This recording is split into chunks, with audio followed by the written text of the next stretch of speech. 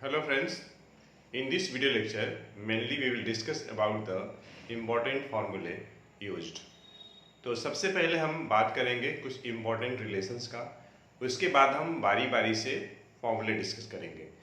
तो आप पूरे वीडियो लेक्चर ध्यान से देखिएगा और जो वीडियो लेक्चर में जो फॉर्मूले हैं अगर मान लीजिए आपके सिलेबस में नहीं है तो आप उसको स्किप कर सकते हैं, क्योंकि ये चूँकि मैं वीडियो लेक्चर यूट्यूब पे बना रहा हूँ तो मैं जो भी कंटेंट लूँगा तो एक सिस्टमेटिक पैटर्न में लूँगा और अपने हिसाब से आप उसमें छांट सकते हैं।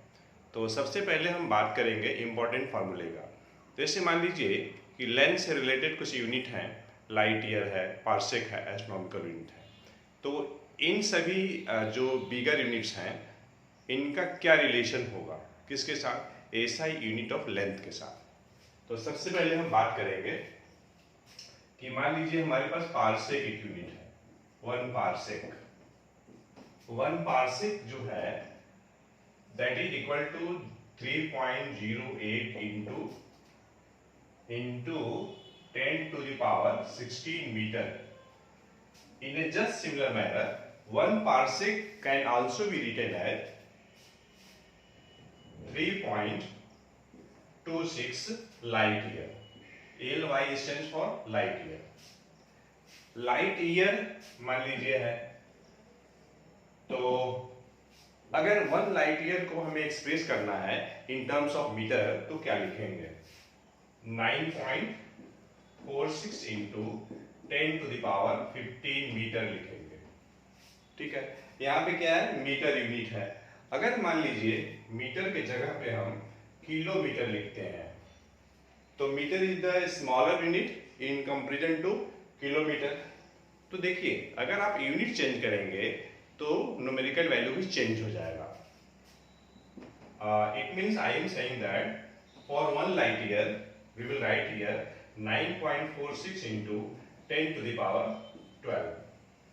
Okay, in a just similar manner 1 astronomical unit can be written as 1.496 into 10 to the power 11 meter. In a just similar manner, 1 astronomical unit can also be expressed in terms of kilometer as 1.496 into 10 to the power 8 kilometre.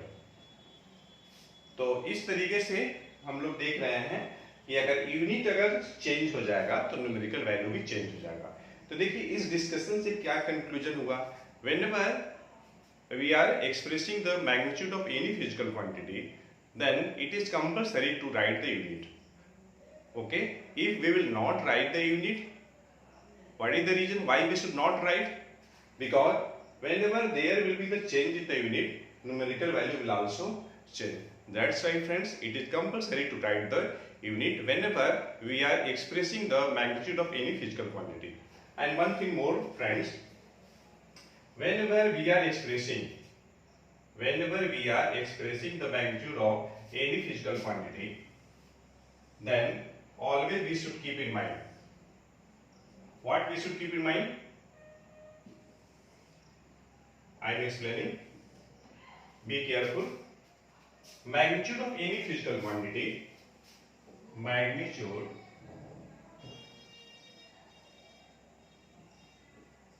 magnitude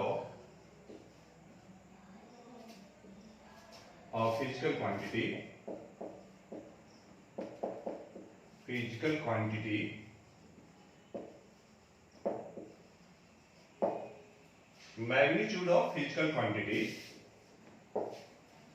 can be expressed as m into 10 to the power n with unit. In this case here, what is m here?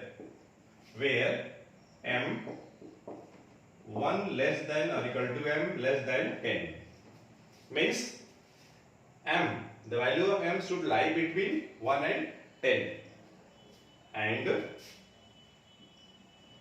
n belongs to integer. And friends, this is the standard form to represent the magnitude of physical quantity. ये सब देखिए in place of m क्या है 9.46 है, यहाँ कितना है 3.08 है, यहाँ कितना है 1.496 है। तो अब हम बात करेंगे सिंपल पेंडुलम के बारे में। Simple pendulum friends, in this video lecture only we are discussing the formula used. Okay, time period t 1 upon f, or we can say f is equal to 1 upon t, and third one, mathematical expression for time period is given as t is equal to 2 pi under root l upon g, and here from this expression we can write here capital T will be directly proportional to under root L, or we can say capital T will be inversely proportional to square root of G.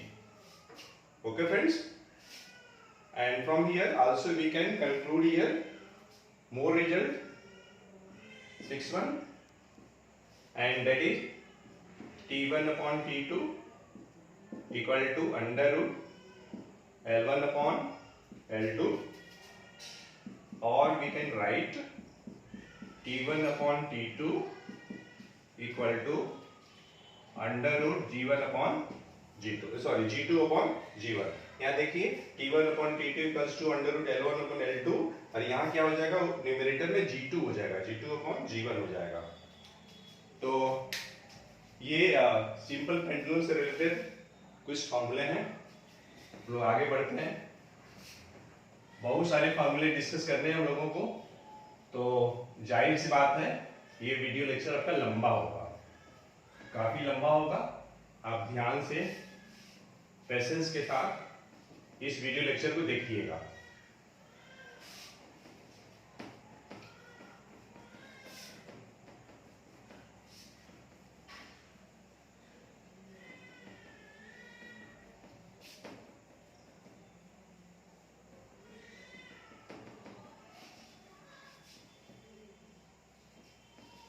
चलिए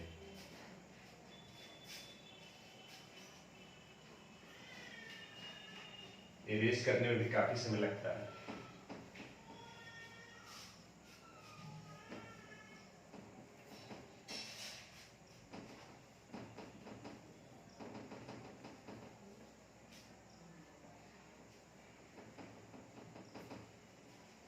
okay friends, तो अब हम बात करेंगे और भी कुछ result की बात करते हैं। तो इसके पहले हम बात करें वर्नियर कैलिपर्स के बारे में। वर्नियर कैलिपर्स, जैसा कि हमने पहले ही बताया है, मैं ये जनरल फॉर्मूला डिस्कस कर रहा हूं, तो आप अपने हिसाब से अपने अकॉर्डिंग सिलेबस के हिसाब से आप इसमें से ये सिलेक्ट कर सकते हैं, फॉर्मूला पढ़ सकते हैं, अदरवाइज आप इसको स्किप कर सकते हैं जो आपके सिलेबस में ना हो। तो वर्नियर कैलिपर्स, इसमें मान लीजिए हमें पहले लिस्ट काउंट की बात करनी है, तो value of 1 main scale division minus value of 1 vernier scale division, और this is first one, or we can say list count of vernier calipers। देखिए लिस्ट काउंट किसी डिवाइस का ही होगा, जैसे आपका मीटर स्केल है उसका लिस्ट काउंट 1 सेंटीमीटर होगा, ठीक है। प्रोटेक्टर है उसकी लिस्ट काउंट 1 डिग्री होगी। तो least count of vernier calipers, value of 1 main scale division upon total number of divisions on vernier scale। In a just similar manner friends, मान लीजिए हम बात कर रहे हैं स्क्रू गॉज का, तो screw gauge work on the principle of screw, और ये vernier calipers work on the principle of vernier. तो देखिए इसमें क्या है, एक बात और, मान लीजिए कि आपको इसमें ट्रू रीडिंग निकालनी है। ट्रू रीडिंग ये मैं मिस कर रहा था, तो MSR plus VSR minus zero error with sign. देखिए जीरो एरर दो तरह का रहता है, पॉजिटिव और नेगेटिव। ये आपको क्वेश्चन में पढ़ के समझना पड़ेगा कि क्वेश्चन में क्या दिया हुआ है, पॉजिटिव एरर है या नेगेटिव एरर है। अगर आप लैब में एक्सपेरिमेंट कर रहे हैं तो वहां भी जीरो एरर पहले चेक करेंगे, पॉजिटिव है कि नेगेटिव है। यहाँ देखिए VSR निकालना है, मान लीजिए VSR, तो VSR जो होगा P इंटू लीस्ट काउंट होगा। P कॉन्साइडिंग डिवीजन है। ओके, अब मैं स्क्रू गॉज की बात कर रहा हूं, तो सबसे पहले हम बात करेंगे पिच का। Pitch equals to the linear distance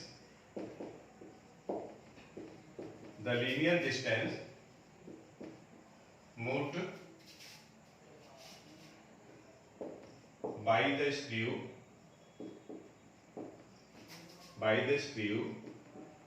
along its axis when its circular head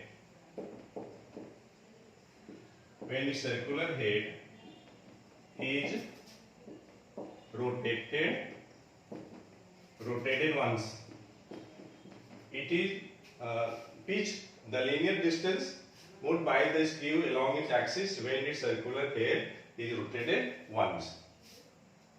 अब मान लीजिए कि आपको लिस्ट काउंट की बात करनी है, तो पिच अपॉन टोटल नंबर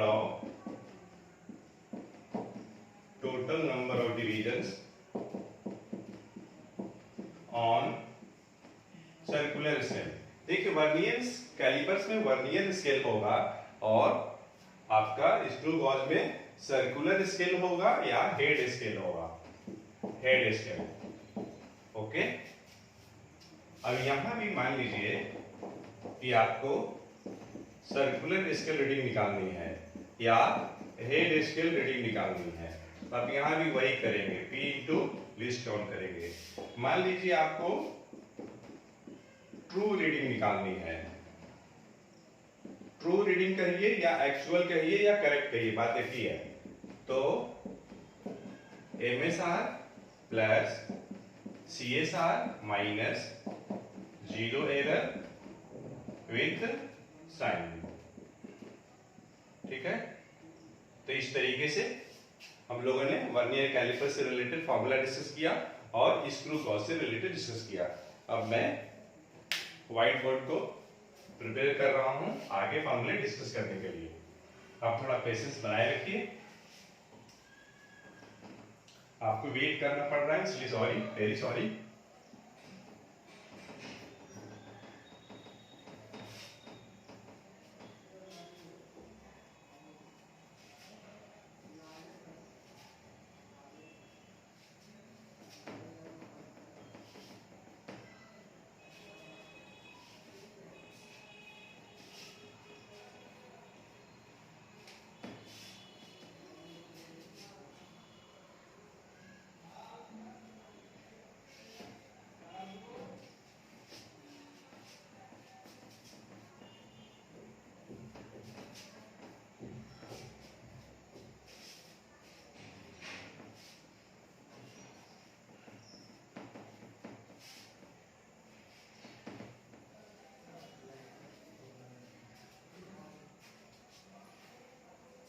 अब देखिए जो नेक्स्ट जो हम डिस्कस करने जा रहे हैं, हम डिस्कस करने जा रहे हैं motion in one dimension. Motion in one dimension, इसका फॉर्मूला डिस्कस करने जा रहे हैं। ध्यान से देखिएगा। हम सबसे पहले बात करेंगे डिस्टेंस का।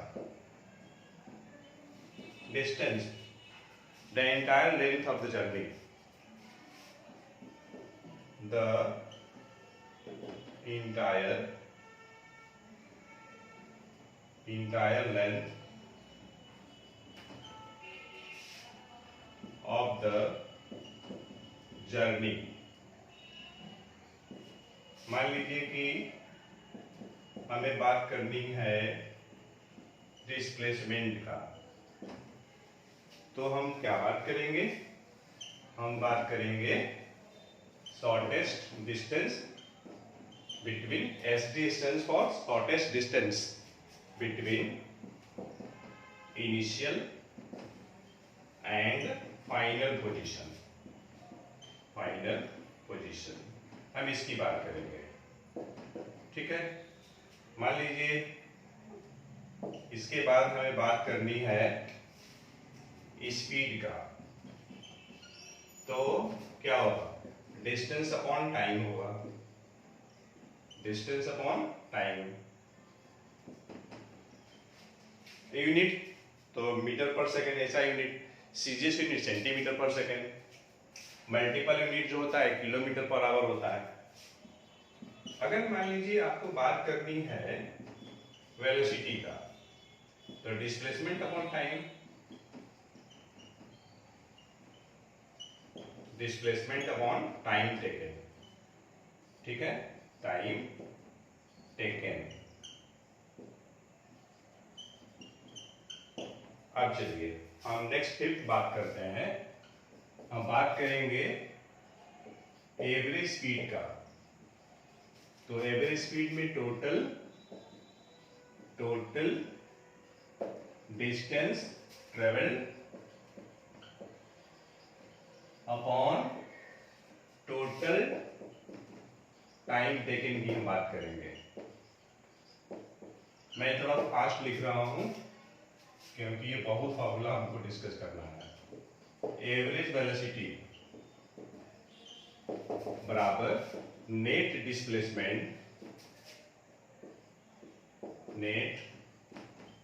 Displacement upon time taken. अगर मान लीजिए आपको एक्सेलरेशन की बात करनी है, एक्सेलरेशन, तो आप क्या करिएगा? Final velocity minus initial velocity upon time taken निकालिएगा। अगर मान लीजिए आपको रिटार्डेशन की बात करनी है, तो आप क्या करिएगा? माइनस लगा दीजिएगा, v माइनस ई अपॉन टी कर लीजिएगा, ठीक है। अच्छा, अब ध्यान दीजिए, और यूनिफॉर्म वेलोसिटी। देखिए हम लोग बात कर रहे हैं फॉर्मूले used motion in one dimension, मतलब कोई बॉडी स्ट्रेट पाथ में मोशन कर रही है, direction of motion is not going to change, तो उस सिचुएशन में डिस्टेंस और डिस्प्लेसमेंट सेम सेंस में होगा, स्पीड और वेलोसिटी सेम सेंस में होगा, direction not going to change. Okay, for uniform velocity speed into time, speed into time बराबर डिस्टेंस होगा। आप अपने हिसाब से इसमें आप कर सकते हैं, डिस्टेंस बराबर स्पीड इनटू टाइम, तो स्पीड निकालेंगे तो डिस्टेंस अपॉन टाइम हो जाएगा, टाइम निकालेंगे तो डिस्टेंस अपॉन स्पीड हो जाएगा। अच्छी बात है। अब हम बात करेंगे फॉर यूनिफॉर्म एक्सेलरेशन की बात करेंगे, फॉर यूनिफॉर्म एक्सेलरेशन। इसमें देखिए क्या होगा, तीन फॉर्मूले very important, v equal to u plus at, और जो सेकेंड फॉर्मूला है v square equal to u square plus twice as। यहाँ पे स्क्वायर लिखा हुआ है, ये पावर 2 है, ध्यान दीजिएगा, यहाँ भी पावर 2 लिखा हुआ है।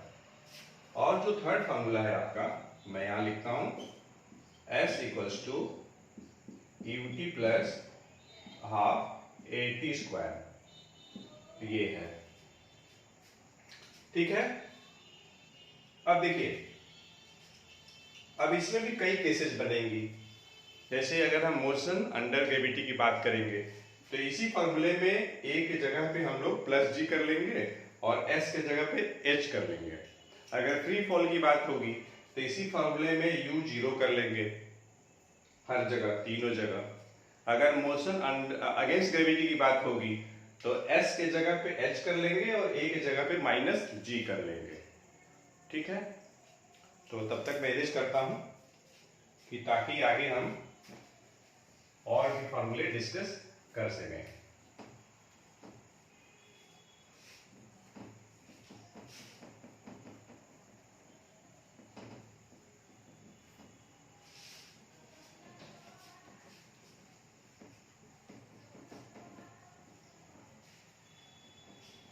फास्ट में लिख रहा हूं, राइटिंग भी थोड़ी सी आप लोगों को ध्यान से समझना पड़ेगा, बहुत लंबा वीडियो हो गया होगा। पार्ट पार्ट वीडियो बनाने से छोटे रहते हैं, लेकिन एक ही फार्मूला में एक ही वीडियो में कई मैक्सिमम फार्मूले इसमें इंक्लूड कर रहा हूं, इसलिए वीडियो लंबा हो रहा है। अब देखिए, अब हम बात करेंगे मोशन अगेंस्ट ग्रेविटी की हम बात करेंगे। मोशन अगेंस्ट ग्रेविटी की हम बात करेंगे, मतलब ग्रेविटी के अगेंस्ट विपरीत मोशन हो रही है। तो देखिए पहला इक्वेशन क्या होगा, v बराबर u माइनस जी टी, और second v square equal to u square minus 2gh होगा, और थर्ड आपका h equals to ut minus half gt square होगा। अब देखिए इसमें एक कंसेप्ट और आएगा, एट द मैक्सिमम हाइट जो होगी फाइनल वेलोसिटी जीरो होगी। तो मैं इसको लिख देता हूं, एट मैक्सिमम हाइट, मतलब मैक्सिमम हाइट फाइंड करनी है। तो मैक्सिमम हाइट होगी कितनी, तो ये होगी आपका ई स्क्वायर अपॉन ट्वाइस जी होगा। अच्छा, इसमें देखिए हम बात करेंगे टाइम ऑफ फ्लाइट के बारे में, मतलब किसी बॉडी को अगर हम ऊपर प्रोजेक्ट किए हैं तो कितनी देर तक वो हवा में रही है। तो अगर मान लीजिए कैपिटल टी अगर है तो ये ट्वाइस यू अपॉन जी हो जाएगा। इसी में टाइम ऑफ फ्लाइट की हम बात करेंगे तो कितना होगा, u बाई जी होगा। इसी में हम बात करेंगे टाइम ऑफ डिसेंट का, तो टाइम ऑफ डिसेंट में क्या होगा, u बाई जी हो जाएगा। अब देखिए हम बात करेंगे नेक्स्ट जो है, हम बात करेंगे किसकी, Newton's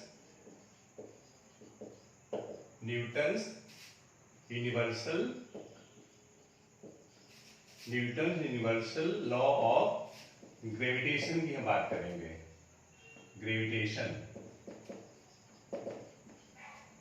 Newton's universal law of gravitation.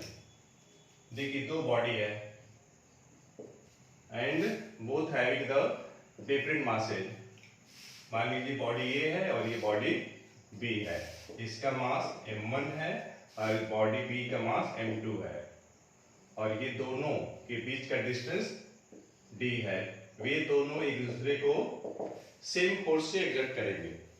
According to Newton's universal law of gravitation, every object in the universe attract each other with the same magnitude of force.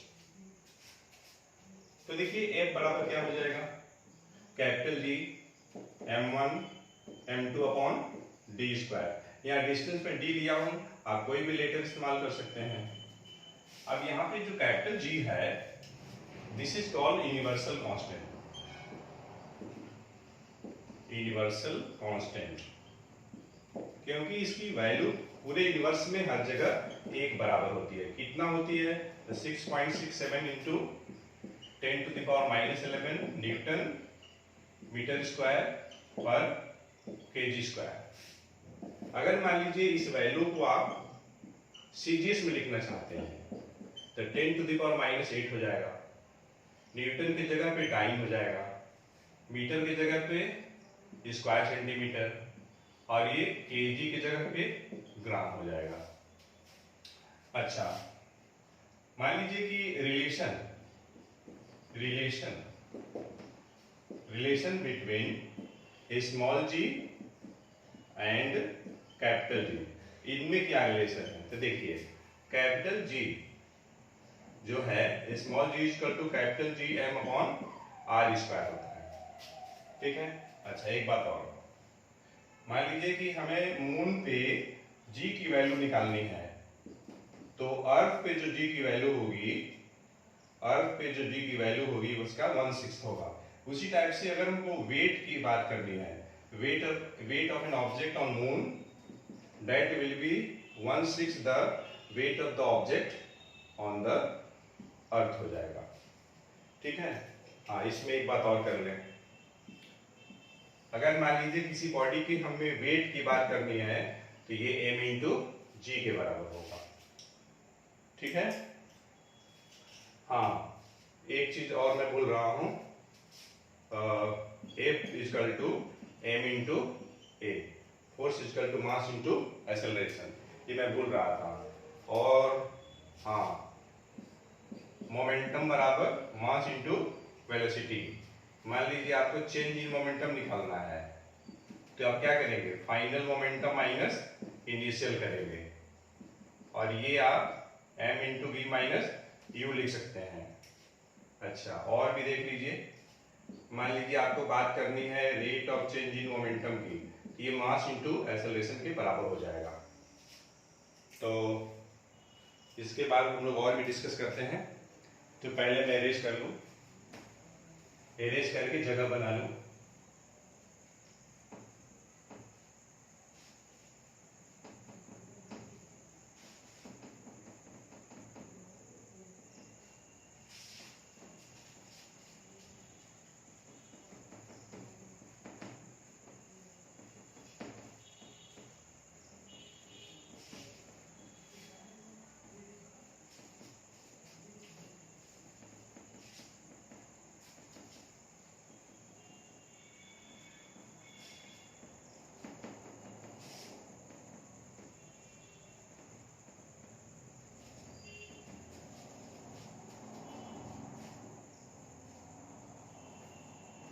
देखिए, अब हम बात करेंगे फ्रेंड्स ये अपथ्रस्ट के बारे में और प्रेशर के बारे में। तो मान लीजिए हमें अगर प्रेशर की बात करनी है, प्रेशर,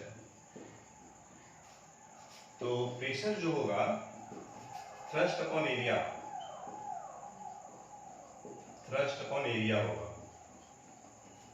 ओके।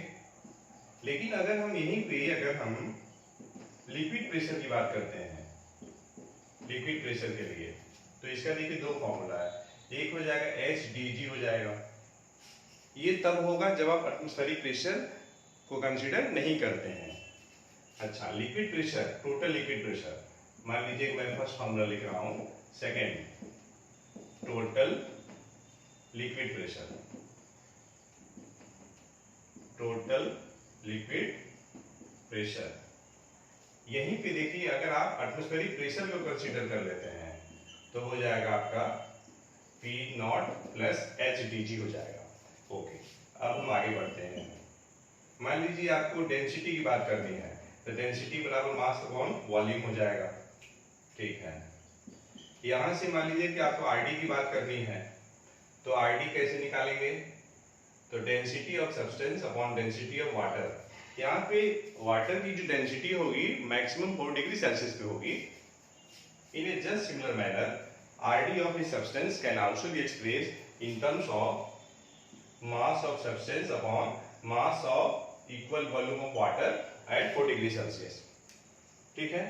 या तो फिर आप बॉडी का वेट कर लीजिए एयर में, और लॉस इन वेट निकाल लीजिए वाटर में, इससे भी हम निकाल सकते हैं। ये फॉर्मूला ऐसी बॉडी के लिए है which is heavier than water and insoluble in water, ठीक है। अब मैं आगे बढ़ता हूं, अगर मान लीजिए ऐसी बॉडी का आपको आरडी निकालनी है जो कि हेवियर देन वाटर तो है लेकिन सॉल्युबल इन वाटर है, तो उस केस में हम लोग क्या करेंगे?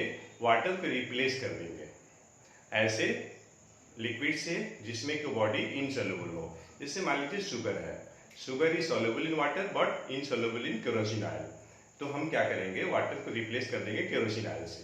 तो आरटी कैसे निकालेंगे, weight of body air upon weight of body air minus weight of body liquid into RD of liquid. ठीक है। अच्छा, मान लीजिए कि आपको ये तो हमने आरडी जो के लिए फॉर्मूला लिखा है सॉलिड सब्सटेंस के लिखा है। अगर किसी लिक्विड की आरडी निकालनी है तो क्या करेंगे, आरडी ऑफ लिक्विड।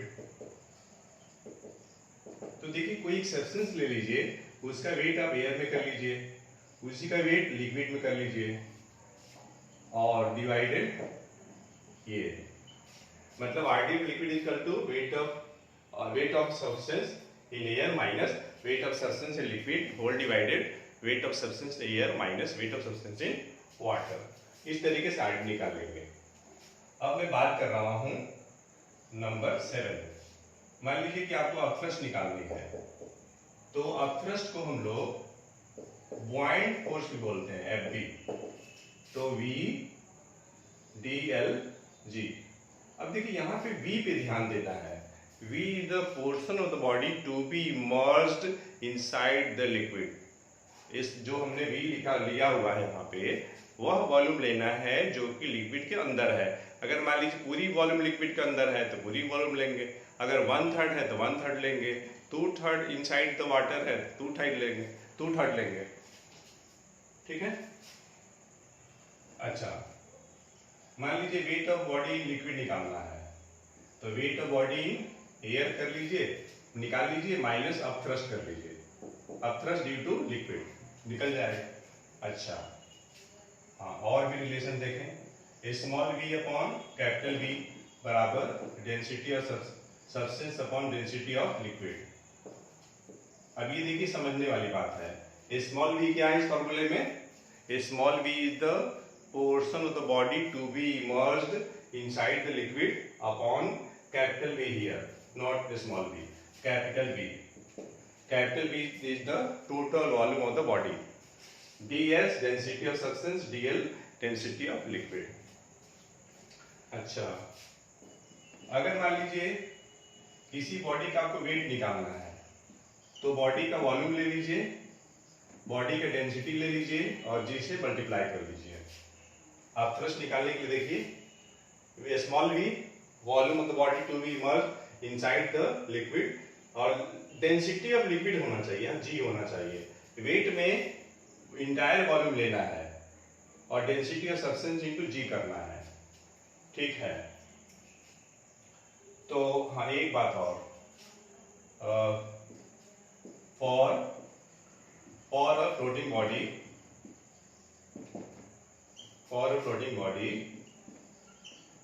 मतलब कोई बॉडी है जो कि किसी लिक्विड में फ्लोट कर रही है, तो आप क्या कंडीशन अप्लाई करेंगे, आप अप्लाई करेंगे weight of floating body equal to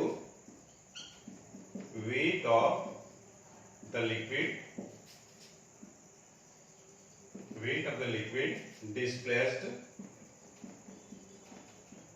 displaced by its submerged part।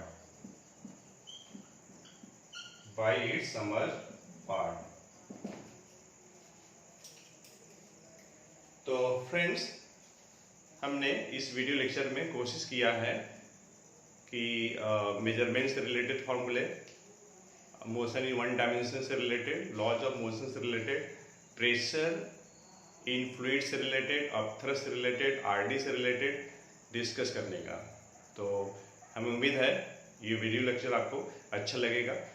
पूरी वीडियो लेक्चर ध्यान से आप देखिएगा, थोड़ा लंबा वीडियो लेक्चर है और समझने की कोशिश करिएगा। और वीडियो लेक्चर देखने के बाद आपको ये वीडियो लेक्चर कैसा लगा आप कमेंट करके कमेंट बॉक्स में ज़रूर बताएंगे। तो आप इस वीडियो लेक्चर को लाइक करें, शेयर करें, और अगर आप इस चैनल पर नए हैं तो अपने चैनल विजन बेस्ड अप्रोच को सब्सक्राइब करें, साथ ही साथ बेल आइकन को प्रेस करना ना भूलें, जिससे कि आपको लेटेस्ट वीडियो का नोटिफिकेशन समय से मिलता रहे। Thanks for watching video lecture.